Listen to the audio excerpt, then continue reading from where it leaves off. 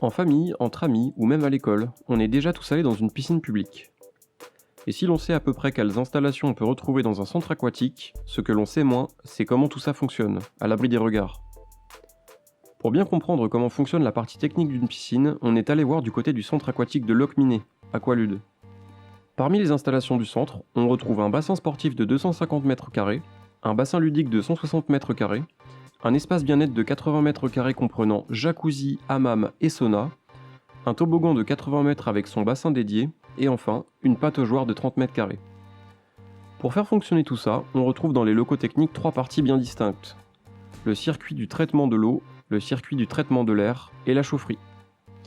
Mais pour pouvoir traiter l'eau des piscines, il faut d'abord la récupérer. Pour ça, on utilise des goulottes sur le bord des bassins. L'eau qui déborde passe à travers et est envoyée dans un bac tampon, réservoir qui permet de compenser le niveau de l'eau quand trop de nageurs entrent et sortent de l'eau. Sur ce circuit vient se greffer l'eau extraite d'une grille en fond de bassin et des avaloirs tout autour de la piscine. Le tout est envoyé par une pompe en direction d'un filtre à sable. Avant d'arriver dans le filtre, on ajoute à l'eau un flocculant, molécule permettant l'agglomération de toutes les petites particules pour qu'elles soient plus facilement arrêtées par le filtre. L'eau passe ensuite par le filtre de haut en bas au travers d'un mélange de sable et de gravier. Grâce à ça, les impuretés sont retenues avant que l'eau ne retourne dans le bassin. On envoie après ça l'eau dans un déchloraminateur, un cylindre qui renferme des lampes UV basse pression qui tuent tous les micro-organismes. L'eau, maintenant débarrassée des impuretés, peut enfin être chauffée. Une partie de l'eau du circuit est dérivée et passe dans un échangeur à plaques, qui chauffe l'eau par échange de chaleur avec un circuit fermé provenant de la chaufferie, sur lequel on s'attardera plus tard. Maintenant à température, l'eau est presque prête à être réintroduite dans la piscine.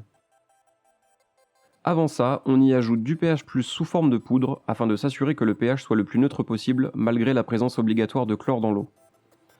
Enfin, pour éliminer les bactéries, on injecte une légère dose de chlore liquide dans l'eau avant de la renvoyer dans la piscine via des buses présentes en fond de bassin.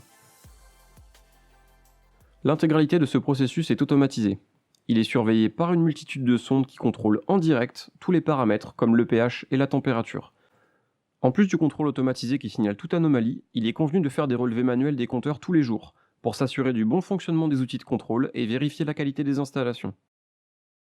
Pour s'assurer de la qualité de l'eau, des prélèvements sont également faits directement dans les bassins. Tout comme le traitement de l'eau, le traitement de l'air est effectué par blocs indépendants les uns des autres. Chaque centrale de traitement est composée de la même façon et la taille de l'installation varie en fonction du volume d'air à traiter. L'air soufflé dans la piscine provient en réalité de 2 sources. De l'air est récupéré directement depuis l'extérieur grâce à une pompe. Cet air passe au travers d'un filtre pour s'assurer qu'aucune impureté ne pénètre au sein de la piscine. Il est ensuite chauffé et envoyé dans un échangeur. De l'autre côté, l'air récupéré depuis la piscine, qui est déjà filtré, est également propulsé dans l'échangeur, qui éjecte dehors une partie de l'air qui provient de la piscine pour le remplacer par l'air neuf, filtré. Le mélange, dont l'humidité et la température est gérée électroniquement, peut alors repartir en direction de la piscine.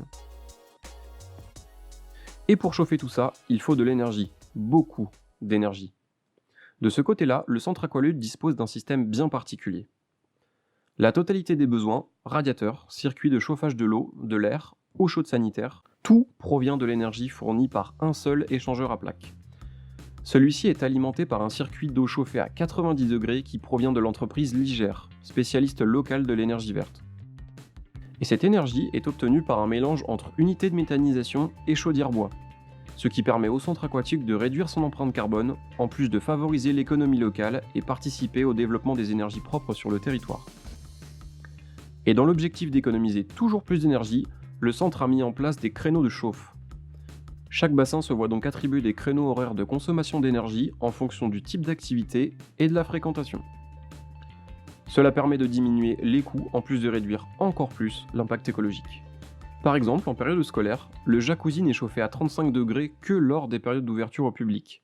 En dehors, il reste à une température de fonctionnement de 29 degrés. On utilise ainsi peu d'énergie pour le maintenir à 29 degrés, mais également peu d'énergie pour monter la température à 35, ce qui permet d'avoir un coût d'entretien le plus équilibré possible. Mais le centre aquatique ne s'arrête pas là. Il a également été mis en place en interne un système de récupération de l'eau utilisée par les douches, afin de profiter des calories de l'eau chaude pour réchauffer le circuit d'eau chaude sanitaire et ainsi lui faire gagner quelques degrés. Il n'y a pas de petites économies.